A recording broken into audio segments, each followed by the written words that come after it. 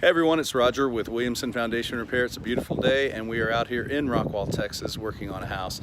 Now, interestingly, this house in the past, we actually recommended work around the front of the house. That work was not done by us.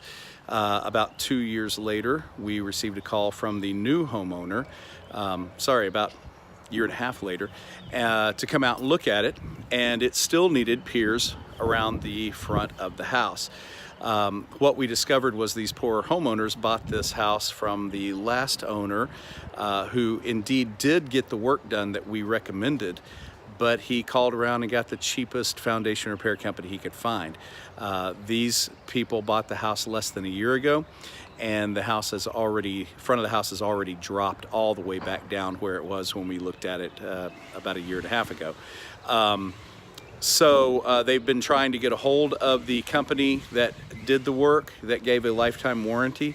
They got the runaround a couple of times, nobody ever, and then the phone was disconnected. So we're gonna take a look at what the other company did to give you an idea of what you get when you go cheap, because you do get what you pay for. So we're gonna take a look at that now. Okay, so as you can see, we're working on this house, and when we dug up our pier locations, these are what we found. Very inexpensive concrete blocks, purchased most likely at Home Depot. These were put in the ground the same way that normal piers are put in the ground. However, because they are large and square, they have more surface area.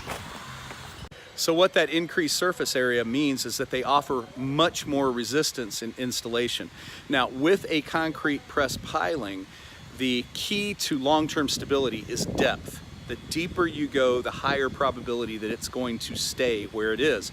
A shallow pier will not stay there very long. These square blocks offer a lot of resistance, which means that, especially with a single-story house without a lot of weight, you can't drive them very deep before they get enough resistance for the house to actually lift.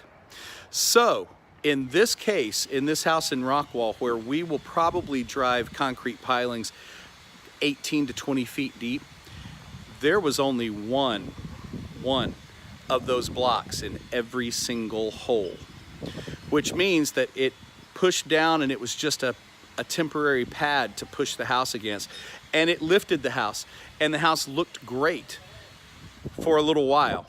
But as we get rain and dry, the soil expands and contracts, and it changes the resistance and the friction on that block, and the weight of the house pushing down eventually drives that block deeper and deeper and deeper, and the house went right back where it started from. So the previous owner of this house may have saved $50 per pier, maybe even $100 per pier, because some of these guys are really cheap that do this type of work. But it didn't even last a year before it was right back down, and the company is gone. They're out of business. You get what you pay for. So, Williamson Foundation Repair, since 1985, yes, that's over 34 years that we have been doing this. We do it right. We honor our warranty, we stand behind our work, and we have great reviews and ratings to prove that. So again, you get what you pay for. Since 1985, the most trusted name in foundation repair. See you soon.